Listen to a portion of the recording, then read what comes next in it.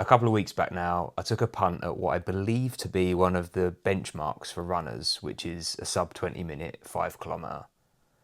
And I ran it in 18 minutes 54 seconds. The bit that might surprise you though is that I didn't really train for it. I don't do cardio, not targeted anyway. I've not run with it as a focus seriously probably since 2019. And I only started again this year to get out for a bit of social because I have a tendency to be a bit of a hermit otherwise. And yeah, so far they've all just tended to be gentle trundles. So how does someone who doesn't live and breathe cardio manage to go out and run 5 kilometres in under 20 minutes? Well, it turns out I stumbled across the fact that you can build a great set of lungs without needing to do that. It's actually more than achievable just by training well and moving more, which might be good news for you, I don't know. So I thought that someone out there might appreciate me going into how I managed to build this cardio base without ever really trying to.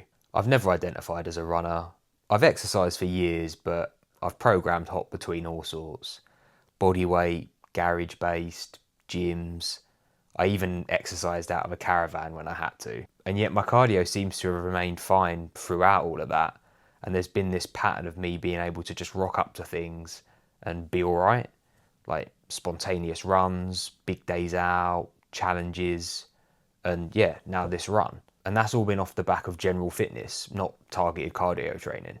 So yeah, just to be clear, this isn't a running video. It's more me doing a public service announcement of you probably don't need to grind cardio as much as you think you do type of video. And just before I start waffling, if you want to apply more of this thinking where health should complement instead of complicate your life, then sign up to my email list because I talk about all this sort of stuff and some of it won't make YouTube. The link's in the description below.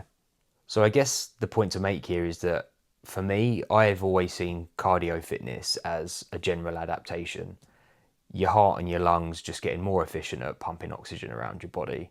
And that's going to take place regardless of the sort of training you're doing, as long as you're training with intensity and you're moving more.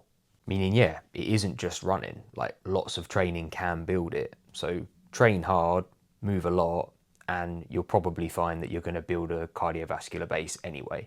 And that's kind of been the premise for this video, I think. So in terms of how I've approached things, I would say like the absolute baseline for what I do is prioritizing steps. I've always tended to aim for around 10,000, but there's a lot of evidence coming out now that a lot of the benefits you'll yield from 7,000 to 8,000 a day, but prioritizing that alone is gonna constitute a lot of the movement that you're doing day to day. And yeah, ultimately, if you've got that high amount of background movement going on, then your heart is constantly working, right? So I guess the first example of this sort of accidental acknowledgement was when I lived and worked in Padstow. So I was a dentist at the time, I worked in practice, and I actually rented the flat directly above the practice. There were stairs literally going down into my surgery. So I was probably averaging 2,000 steps a day, if that, which I know flies in the face a little bit of what I've just said, but bear with me. And yeah, during that time, I was following the Centre app, which was predominantly HIIT based. So I was doing multiple HIIT sessions a week. And I just found that my cardio was great. I remember going home, just visiting my parents, and out of the blue, someone from my primary school reached out and wanted to catch up. And he suggested going for a run. And we ended up going, so I'd not run for years, but we ended up going for a run together and we ran 10K and I was absolutely fine. And what I realized was that that cardio base had been built just from doing those circuits alone. Like the intensity of that training multiple times a week had offered me that benefit. Another example is a bit more recent. So during my own fat loss phase, I had a coach myself and they did my programming, and it was all built around full body sessions. And those sessions were sort of built around supersets, trisets, giant sets, and training with intensity. So the net result of that was that your heart rate was elevated, or my heart rate was elevated for most of that session, like to quite a high extent. and I was doing that maybe 4 times a week. I wasn't doing any additional cardio work. I was doing no additional conditioning or anything like that. And later that year, I ended up doing the National Three Peaks with my partner Jasmine's friend. We were raising money for Maggie's, a cancer charity that had supported me and Jasmine during her treatment. And yeah, again, absolutely fine. So that was the National Three Peaks, 24 hours, and yeah, I took to it like a duck to water. It was not really a problem at all. And again, the key there is this was all from resistance training. I was literally not doing any cardio. So stuff like that sort of got me reflecting, and I realised looking back throughout all of the different training that I've done, there has been a little pattern that's emerged and a few examples of the same thing that keeps cropping up time and time again in the structure, absolutely coincidentally, that I think is probably responsible for this net result, which in a nutshell is, without designing it, one long session a week and one shorter, more intense, more difficult session a week. The first time that came up was during my degree.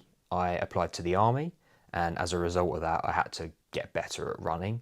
And the proposed approach to doing that was, as I've just said, one steady, long steady duration run a week, and then one more intense HIIT session.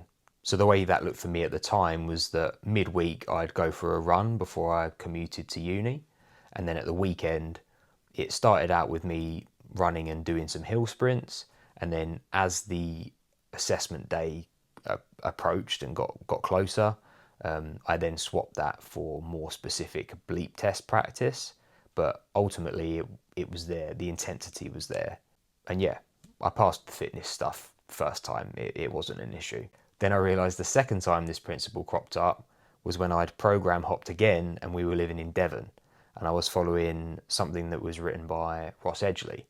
And again, there was this long, steady duration session, and then there was a session of sprints that were later in the week. And I was doing both of these on one of those curved assault runners. And then I guess the bit where it's kind of come full circle is what I'm doing now, which is I've programmed my own resistance training sessions, but I've included a functional session each week as kind of a hangover from the days that I was doing centre.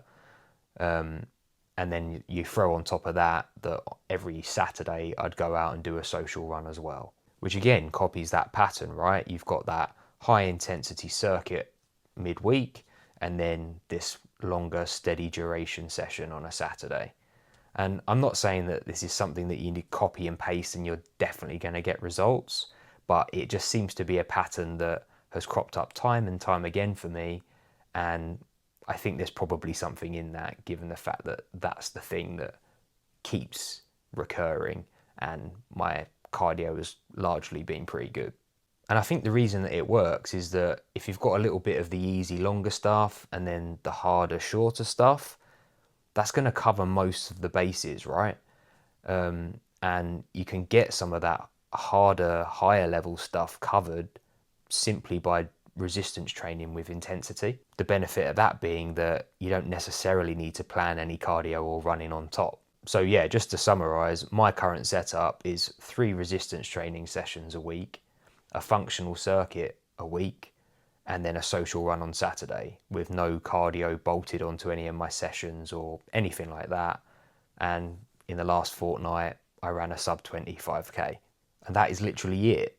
So I'm not going to sit here and tell you to go out and do exactly what I do, but I can tell you that if you're training with intensity and you're keeping your movement high, the base will probably look after itself. And then you don't need to start considering loads of additional cardio as this extra chore if it's not something that you're interested in doing.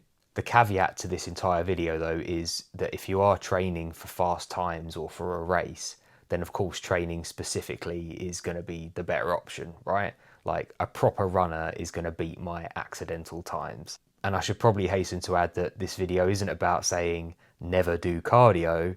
It's more a case of just saying you probably don't need to grind it as much as you might have first thought. So this whole story kind of came from my interactions on Instagram, where I'd been posting my social runs and people had started telling me that they thought I probably had a 5k in me that was under 20 minutes. And then a coach that I follow had set himself the target of getting a sub 25k, and that prompted me to do that. So if you fancy following along with a bit more of what I get up to week, then hop on over to Instagram at Charlie's Food and Fitness and give me a follow there. And if you like this video, then help me build this page by smashing that subscribe button. I also recently filmed one of my actual functional mobility days, so the warm up, the actual session, the stretching. So if you want to see a little bit of what actually constituted the approach that gave me this cardio base, then I've made a video on that and you can go and watch that one next.